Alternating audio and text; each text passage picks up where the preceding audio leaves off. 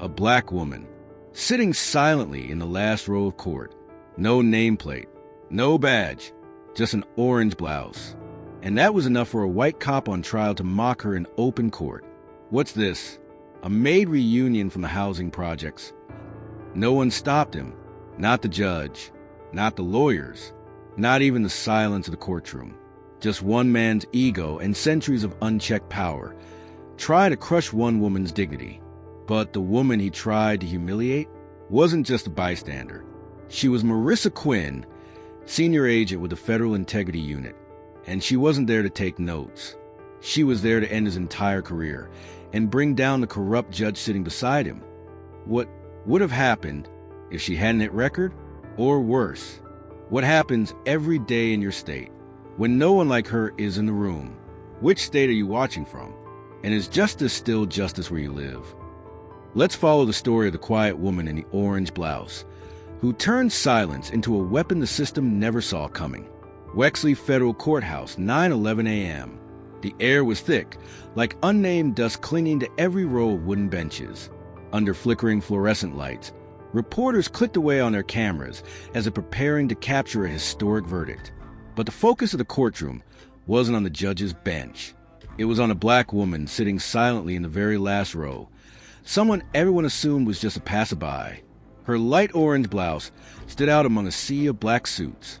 No name tag, no folder, no attorney by her side. She said nothing. No nods, no bowed head. Her eyes, deep, still, unwavering, seemed to pierce the entire room. Her name was Marissa Quinn, but no one there knew she was a senior agent with the FIU, the Federal Internal Unit, quietly investigating the very police officer sitting at the defense table, Brady Kernell. Brady saw her. He paused, just for half a second, but it was enough for his ego to register something out of sync. He was used to lowered eyes and silence born from fear. But her gaze, Marissa's gaze, made him uneasy. So he did what he always did. He mocked. "Well, looks like the court's letting in maids in market dresses now," he sneered, loud enough for the room to hear. "Or is this a reunion for girls from the housing projects?" A few chuckles echoed, but most stayed silent, not out of disapproval, but because they were used to Brady dominating every room. Marissa didn't react. No frown, no lowered eyes, no flush of shame. She just looked at him, not with defiance, not with contempt, but with the gaze of someone who knew exactly who he was and knew far more than he'd ever admitted to anyone. That gaze rattled Brady. He stepped closer. "I'm talking to you. Are you a lawyer? Who let you in here?" Marissa didn't respond. She simply tightened her grip on her bag, one hand resting on her lap, her eyes never leaving him. Brady stiffened. He raised his voice. "I'm ordering you to leave this courtroom. You're not supposed to be here." His tone rose artificially, a last-ditch attempt to reclaim the power slipping through his fingers. No one intervened. Judge Hollis Trent sat motionless like a statue. The court clerk glanced up, then lowered her eyes again. Brady reached out, his hand brushing the collar of Marissa's blouse. But just then, she pulled out her phone and opened the front-facing camera. The faint blue light reflected off her unpainted, unafraid face. A quiet act, like holding up a mirror to the truth. Brady froze. The room fell into absolute silence. And in that moment, he realized he had picked the wrong person to drag out from the back row. Brady Kernell stood paralyzed, his hands still midair, numb under the pale glow of Marissa Quinn's phone. It wasn't a threatening camera. It was a mirror, reflecting not just him, but the system he believed was untouchable. No one spoke. No one moved. In that brief second, it wasn't Brady who lost power. It was Marissa who made everyone else in the room question their own silence. Then she lowered the phone slowly, as if nothing had happened. Though inside her, a storm was gathering. Marissa remembered that rainy night, the siren screaming through Southline in Wexley Borough. She had been 19. Her father, Micah Holloway, was still wearing his white chalk-dusted dress shirt when they took him away. A local history teacher. He had tried to break up a fight outside the school between a white student and his black classmate. But Brady Kernell showed up barely 3 months into his patrol assignment. He didn't ask questions. He didn't check facts. He just did what he always did. Rushed to write a report based on his instincts. And this time, those instincts assumed one thing: the black man was a threat. He coerced a student into signing a statement claiming Micah had assaulted an officer. The school camera coincidentally malfunctioned that day. Every piece of evidence was stacked against a man who never once raised his voice to defend himself. Marissa sat next to her mother in the living room all night, the dim lamplight casting shadows over Desiree's trembling hands. A wooden clock struck 2 a.m. when they got the news. Micah had been charged with disorderly conduct and resisting arrest. The court-appointed attorney didn't argue, didn't file for continuance. The trial ended in one morning. 6 months in jail. No bail. Her father never wrote home. He never called. Marissa only saw him once, through a thick glass pane during visitation. His face was gaunt, his eyes sunken. He didn't blame anyone. He just asked softly, "Is your mother okay?" 19 days later, he died in custody. They said it was injuries sustained in a fight, but there were no medical records, no video, no one held accountable. They just mailed back a plastic bag. Inside was a cracked leather watch, a history book with broken spine, and a letter that had never been sent. Marissa opened it, her hands trembling. Her father had written, "Believe in what's right, even when the world tries to twist it." From that night on, Marissa didn't cry. She didn't scream his name like a movie scene. She just sat in her room, reading the indictment again and again. Its cold, detached language describing a broken man as if he were a faulty device. Non-compliant, disruptive, uncooperative. She folded the paper and placed it on her desk. And from that day forward, Marissa Quinn chose a different life. Not to take revenge, but to understand. To understand how a good man could die just for standing in the right place. And how to make sure the truth would never again be buried under red stamps reading insufficient evidence. After her father's funeral, Marissa told no one about her decision. Quietly, she applied to law school at Ashwood University, not to become a defense attorney standing in the spotlight. She didn't dream of Courtroom's grand speeches or triumphant verdicts before a jury. What she was after wasn't on the courtroom table. It lay buried in tampered files, deleted logs, and technical errors no one ever questioned. Marissa chose a path without lights. After graduation, she turned down an offer from a prestigious law firm in Calhoun and instead applied to the FIU, the Federal Integrity Unit that investigates internal misconduct within law enforcement. Starting at the lowest rank, she was assigned to review old case files, sort through dismissed complaints. No one paid attention to her. No one understood why a top-of-her-class Ashwood graduate would choose to bury herself in closed files. But that's when she started seeing the patterns.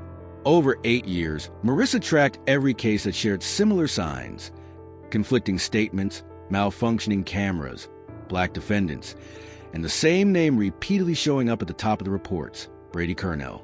He had moved across 3 states, from Mississippi to Arkansas to Virginia. Each time controversy brewed, he was transferred, not to be punished, but to shield the agency from scandal. Marissa didn't wait for anyone's permission. She built her own internal tracking system, flagging Kernell's name across past reports, cross-referencing data by region and time, and quietly compiling a private archive. She found 3 cases with identical wording in their descriptions.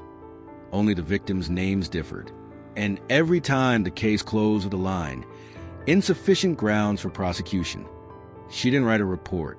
She built a model, a digital map connecting the locations Kernell had worked to the timeline of controversial arrests. Each point on that map represented an untold story. In one case, she discovered a street cam recording that completely contradicted Kernell's testimony. Local police claimed no copy existed, but thanks to a retired technician who had kept it for AI training on misconduct, Marissa obtained the footage. She didn't call her supervisor. She simply wrote one line in her investigation journal. He didn't hide the behavior. He learned how to legalize it. Once, in a department meeting, a colleague joked, "Quinn, do you live in the FIU basement or something? Always see you with that backpack and a mountain of files." She just smiled. There was no need to explain that inside that backpack was a timeline of events, internal network analysis, and a data library she was using to reconstruct the truth, one fragment at a time. Marissa wasn't explosive. She was the kind of person who made the storm rise from within. And now, after nearly a decade gathering evidence, tracing every question mark, she knew Brady Kernel had arrived in Wexley Borough. And this time he wasn't getting away. Her data led Marissa to a name everyone knew, but no one dared say aloud: Judge Hollis Trent. A silver-haired man with a deep voice and a face carved in stone, lauded by 3 law schools, once turning down a higher office claiming he wanted to serve the Wexley Borough community for life. But the community he spoke of, Marissa discovered, was not the public. It was a network, tight-knit, calculated, hidden in plain sight. Within 3 months at FIU, she was tasked with analyzing dismissed civil rights lawsuits in the area. When she reviewed the list of 43 cases rejected in the past 4 years, she found that 31 of them had been presided over by Judge Hollis Trent. Even more striking, 26 of those initial investigations had been conducted by Brady Kernel. She checked each case code. Half had no remaining paper files. A third were labeled duplicate data, not retained. Digging into the county's experimental storage server, she found a misfiled entry in a training folder used for internal AI. It was a deletion command for an audio recording of a closed-door hearing. But what sent chills down her spine was the name of the person who authorized it, the court's technical assistant, who had been reassigned without explanation a year ago and vanished entirely from the personnel system. Following signal traces from an old compression device, Marissa tracked the woman, Mira Thatch, to a small systems maintenance center on the outskirts of town. She approached in the late afternoon, posing as an engineer requesting backup assistance. Mira didn't ask many questions, but after a long pause, she reached into her desk drawer and placed a small USB on the table. "I don't know who you are," she said, "but if you're really going all the way," this is the first thing they didn't get to. Marissa didn't open it there. She simply thanked her, left, and returned to Ashgate Hold as the sky turned dark. Inside the signal-shielded underground room, she plugged the USB into the internal system. The first file was a 41-minute audio recording, uncompressed. The voice was unmistakable. Hollis Trent, in a closed-door meeting with 3 unidentified individuals, discussing how to redirect case files to avoid appeals and how to remove original defendants' names from national records. But in the middle of that meeting, one sentence froze Marissa in place. Hollis said, "If someone tries to dig this up again, I've got someone inside FIU. My guy will be a step ahead." The words hit her like a blade to the chest. She backtracked every connection in her system, traced every IP address that accessed her internal data packages. And there it was, an irregular access log. It occurred exactly 47 minutes after she had first opened the case file for Desiree Holloway, a mole inside the FIU. Marissa was no longer just investigating the courthouse network. Now, she had to expose someone watching her from within the very organization she had trusted. And this time, she wasn't going to file a report. She would set a trap. Marissa no longer returned to FIU headquarters. After discovering the mole, she temporarily disconnected from all systems and went dark, under a new identity. As a temporary administrative worker without a badge, without a personnel file, she began entering and exiting Wexley Federal Court every day, just like any other nameless employee of the courthouse. No one paid attention to the brown-haired girl with a tidy ponytail, wearing a gray blouse and carrying a crumpled folder bag. They assumed she was a late courier, the print girl, someone with no access to anything important. But she was the one slipping her hand into the deepest crevice of the machine, Level 3 waiting room, where Judge Hollis Trent regularly held private meetings with his cleanup man, Brady Kernel. That afternoon, Marissa walked down the hallway like usual, carrying a thick file, empty inside except for a fingertip-sized recording device. She clipped it behind the chair in waiting room 2B, right next to the thin wall shared with the judge's office. A small air vent was enough to carry sound, every word. She didn't stay. She didn't need to. 18 minutes later, just as predicted, Brady and Trent entered. Their voices came through clearly in her hidden earpiece. "That girl still has a withdrawn petition." Brady exhaled, like not being sued was some divine right. Trent replied, calm and cold, that East End crowd, always out of line. Her mother sued the police. Now it's her turn. Handle it before the press catches a whiff. Handle it the old way? No. Trent paused. This time, make it clean. Decline from the office. Erase the name from the system. Soft. No trace. Marissa clenched her jaw. She didn't know that girl's name. But she knew this was exactly what she was hunting.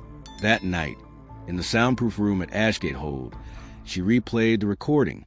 The audio was clear, sharp. She plugged the device into the backup system and began encryption. But when the screen flashed error, file does not exist, her heart skipped a beat. She checked the memory. Empty. No hardware failure. No malware. Only one possibility remained. Someone had remotely accessed her device during a brief network link with the courthouse system. Marissa stood still for a few seconds. Then she sat at the desk, opened her thin leather notebook, flipped to the last blank page, and began to write every sentence, every word, every pause in the conversation. She transcribed the entire exchange from memory, each inflection, each tone, like painting a sonic portrait. She wouldn't allow herself to forget a single syllable. When she finished, she folded the page in half and tucked it beneath the bottom panel of a filing cabinet drawer, somewhere no one would think to look. The recording might be gone, but the story was not. She picked up a permanent marker and quickly scrawled a seemingly meaningless label on the folded spine. Desiree versus unknown officer, a signal for later, a landmark for return. Because if the system knew how to delete evidence, she knew how to make truth impossible to erase. The next morning, Marissa didn't go to Wexley Federal Court.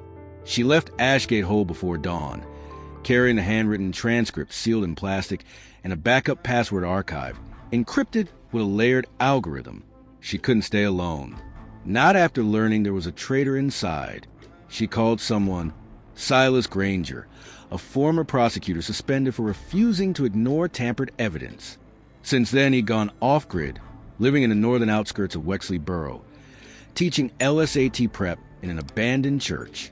When he saw Marissa again after 4 years, he didn't ask why she came. He just poured coffee and nodded. "How many people do you need?" he asked. "Not many," Marissa replied. "I need people who were betrayed by the very place they believed in." Silas set his cup down. "You came to the right place." That afternoon, they met 2 others. The first was Mira Thatch, the technician who had once handed Marissa the USB. Mira lived in a ground-floor apartment strung with hundreds of cables winding around her personal servers. Her system contained copies of every file the court had tried to wipe, including mirrored logs of deleted entries marked irrecoverable. The second was Gavin Nels, a former law student expelled from his judicial internship for pointing out 2 mismatched timestamps in a witness transcript. Now, Gavin worked as a barista at a corner cafe, but his memory hadn't dulled. He carried in his head the full list of witness names, case codes, and original report versions that had been altered. Marissa called them the betrayed. They wore no badges, held no titles, but they were the links cast off by the old system. And now, they were the ones holding the backup of the truth. She split the data, giving each person only a part, each part encrypted with a unique key. Mira set up a temporary network they called Cipher Trace Link, a decentralized internal system where each person functioned as a safeguard node holding a piece of evidence. No one had the full picture, but if one was caught, the others would keep the network alive. Marissa also set up an emergency protocol. If any one of them entered the code string Nova 6, the entire system would instantly disperse backup files to 3 international locations via anonymized VPN channels developed by Myra's encryption algorithm. They never met in the same place more than twice. No phone calls. All communication was encrypted, sent via a relay platform using a unique QR code printed daily on the coffee cups Gavin brewed. Marissa didn't say much, but every time she showed up, she carried one message, unspoken yet clear. None of them were alone. They were people whose voices had once been silenced. And this time, they chose to stand not because justice had arrived, but because justice never would unless someone went looking for it. 3 days later, the trial of Brady Kernell officially began at Wexley Federal Court. The gallery was packed. Local media jostled shoulder to shoulder with representatives from 3 major human rights organizations. But among the hundreds of eyes scanning the room, no one noticed a woman sitting quietly in the back row, wearing a pale gray trench coat, her hand resting gently on an old leather bag. Marissa Quinn wasn't there to observe. She was there to end it. Throughout the morning session, the defense attorney kept denying the charges, claiming everything was a misunderstanding, that the record showed no signs of tampering, and that the accusations were nothing but emotional conjecture. Brady sat there, composed, as if he were still wearing his badge and uniform.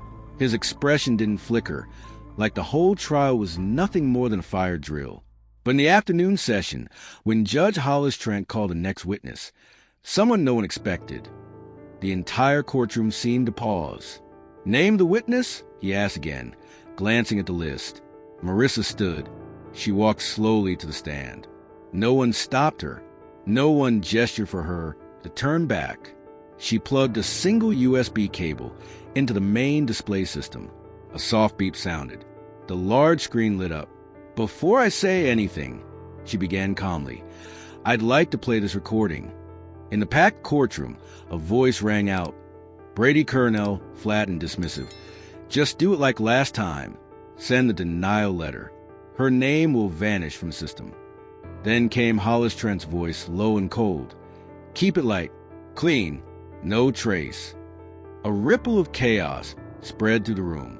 A female reporter dropped her pen. A courtroom clerk covered her mouth. And Brady, for the first time that day, tense at the jaw, he sprang up. "Objection! This evidence is unverifiable. It's doctored, fabricated." Marissa turned to him, not bothering to look at the judge. "You can yell if you want," she said, then slowly pulled from her coat pocket a laminated blue card with silver edging. "I am Marissa Quinn, Special Agent with the FIU, the Federal Integrity Unit. Agent ID Nova 6. I've been authorized to conduct an independent investigation into civil rights violations and judicial corruption in Wexley Borough." The badge shimmered under the lights. Judge Hollis Trent's face drained of color. His hand, midair above the gavel, froze. But at that moment, a loud crash came from the rear courtroom doors. Bang! A man in a logistics uniform burst in, shouting, "Stop the hearing! The archive system is under critical breach. Someone's deleting internal server data, massive volumes." The room erupted. Marissa immediately pulled out her phone, opened the encryption app. A green signal blinked. Cipher trace link. Emergency backup activated. At the same moment, her data was under attack. Mira Thatcher's system had already deployed backup files to 3 secure locations across the country. Every audio recording, report, and encryption log automatically preserved. Marissa looked up, her voice steady. "No one can erase it anymore. No one can hide it anymore." Both Brady and Judge Hollis Trent stood frozen, like statues in a courtroom that was now reeling in shock. And at that precise moment, for the first time in 17 years, Wexley Federal Court was no longer a stage for power. It became the burial ground of a silent empire. That night, news of the Wexley trial exploded like an earthquake. 3 national television networks aired the exact audio recording Marissa had played. Online news sites replaced their banners with the image of her FIU badge. But as the city reeled from the seismic courtroom blow, deep inside the system, a counterattack was already being launched. The next morning, a judicial security IT technician detected unusual signals coming from the Lady Justice statue in the 3rd floor hallway. When they removed the bronze sword for inspection, they discovered a tiny micro camera hidden inside, along with an encrypted Bluetooth transmitter. The discovery was kept quiet. No internal memo was issued, just watchful eyes along the hallways, unexpected calls from the surveillance floor, and an emergency meeting held in the basement of Wexley City Hall. Attending were representatives from the state judiciary, the Security Coordination Task Force, and the head of the Digital Investigations Unit.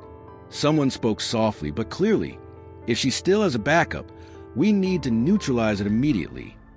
But Marissa had already moved ahead. Long before the trial, she knew the device inside the statue was a decoy, a dummy camera transmitting delayed, simulated signals, 5 seconds off, whose only purpose was to provoke a reaction from the system. The real one? It had been removed 3 days prior and was now secured in an undetectable hard drive at Ashgate's auxiliary relay station, managed solely by Mira Thatch. As the system issued a data wipe signal, Gavin Nels, who was preparing breakfast at the cafe, received an alert in the form of a QR code printed on a cappuccino cup he had just brewed. The Nova 6 protocol was activated. He entered the code sequence into a secure tablet. Immediately, a protocol launched. All original data, including audio evidence, network access logs, and hallway surveillance footage, was distributed simultaneously to 3 locations: the Federal Integrity Office in Baltimore, the Civil Rights Oversight Organization in Seattle, and an anonymous international encryption node in Belgium. Each copy was encoded using a segmented architecture, meaning even if one part was cracked, the system remained intact. But the true climax came Monday morning, when an anonymous clip aired simultaneously on 3 major news networks, a low-angle recording from the courthouse HR office showing Brady Colonel saying, "Erase it before that girl files again." The footage ended with him opening a laptop and typing a command to remove a young woman's name from the plaintiff list. No one knew where the footage had come from, but Marissa knew. It was Nico Varelli, the man once dismissed from the investigative force for obstructing prosecutorial procedure, had returned, now a silent link in her network.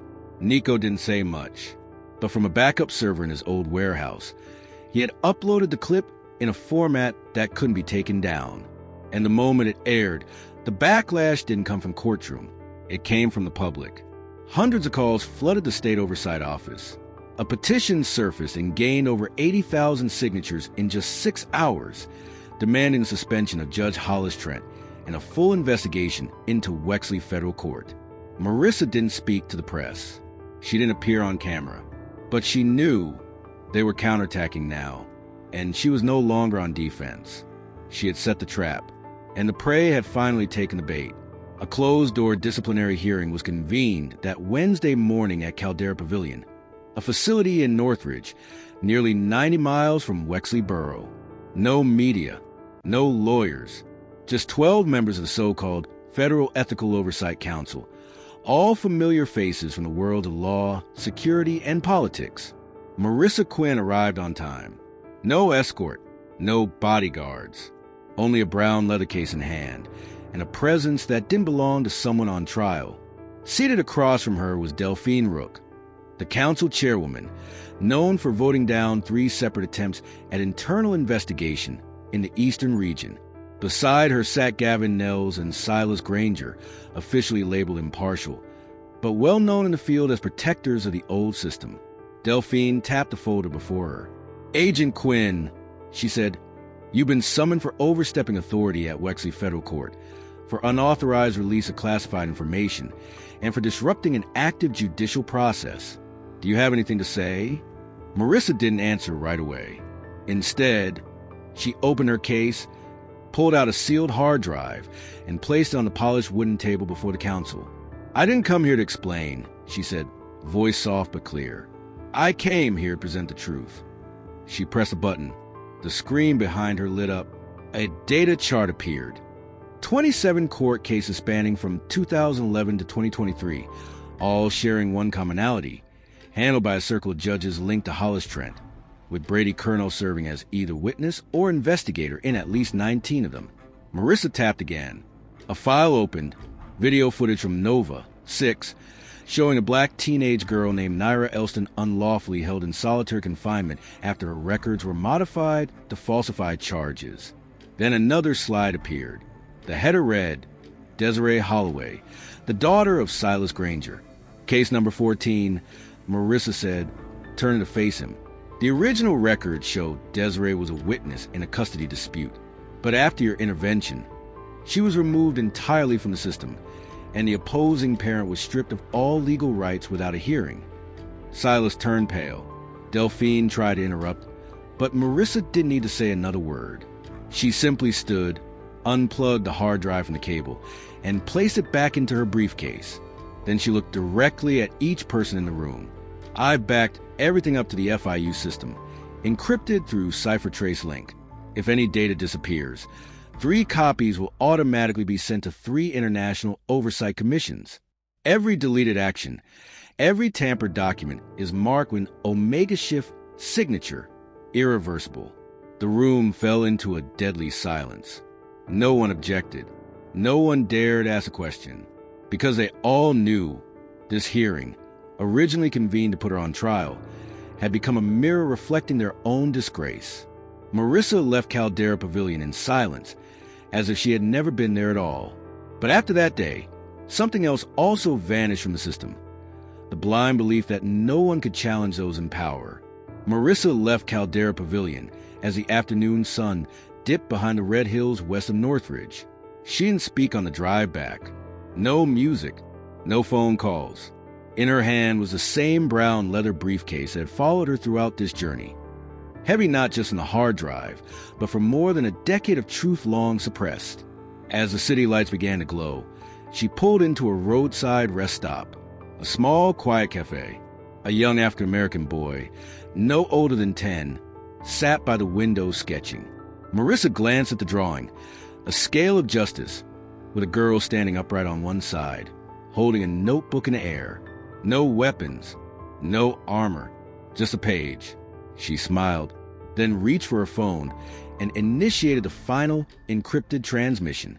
3 data packets, fragmented via CipherTrace link and tagged with the NOVA 6 complete identifier, began to transmit.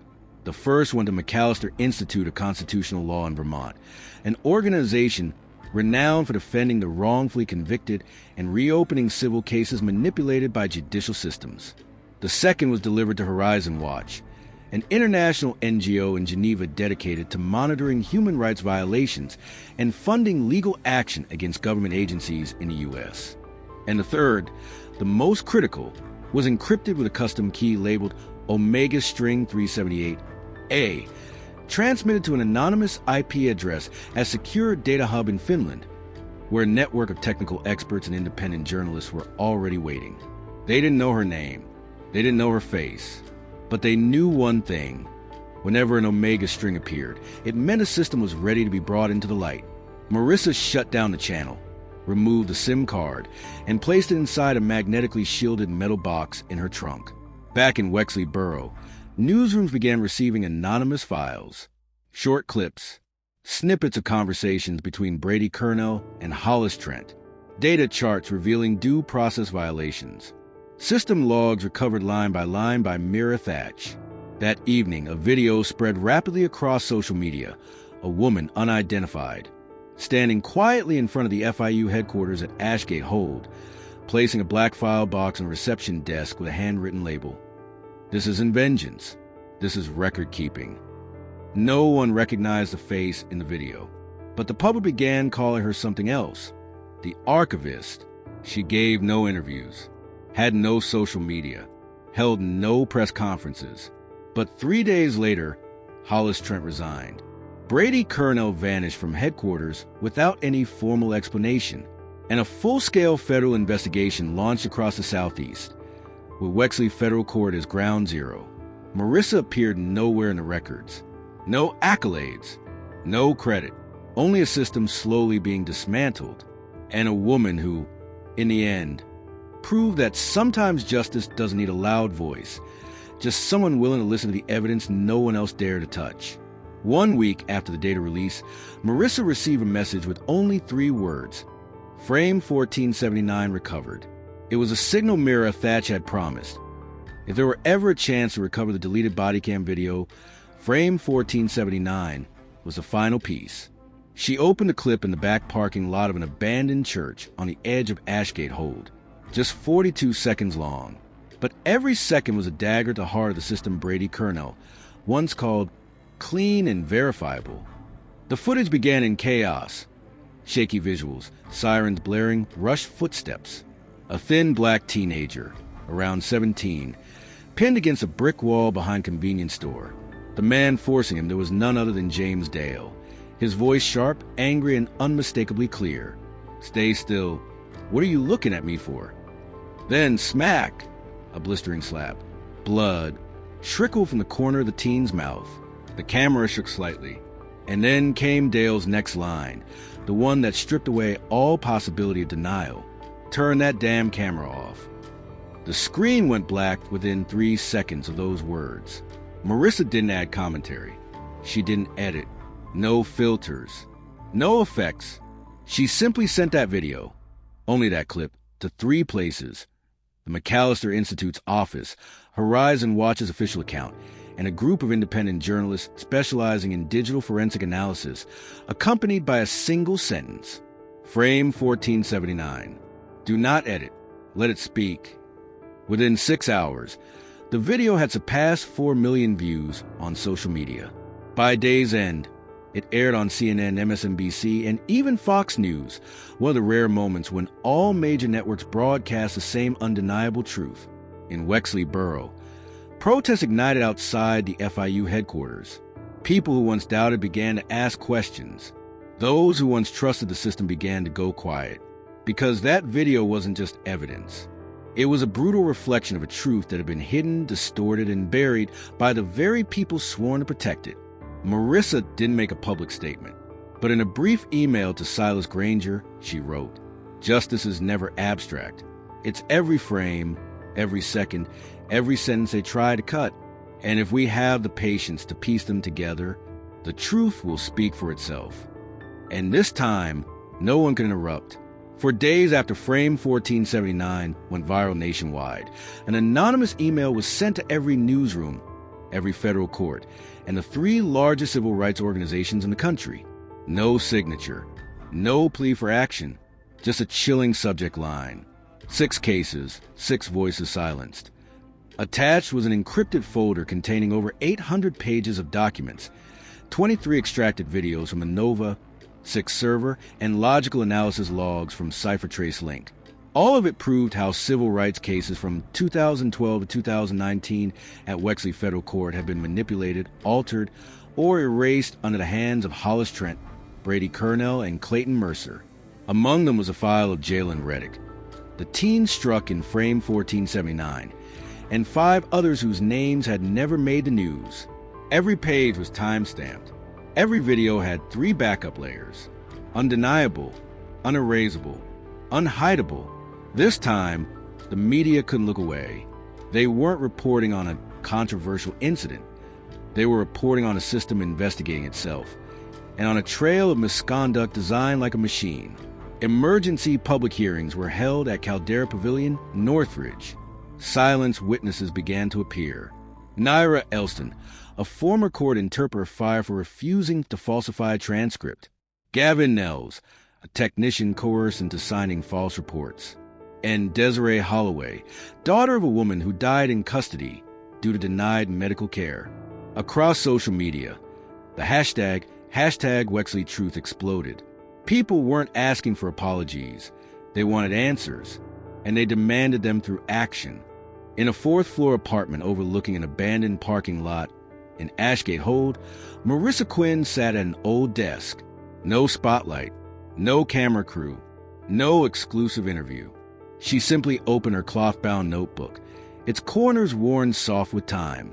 The final page, deep blue ink. Justice doesn't begin in the courtroom. It begins when one person finally stops staying silent. She closed the notebook. No need for witnesses. No need for recognition. Because sometimes victory doesn't arrive to the sound of applause. It rises in the quiet shift of society that was once numb to silence. And that night, in a country long accustomed to repeating the lullaby of everything is fine, for the first time, someone started writing a new melody.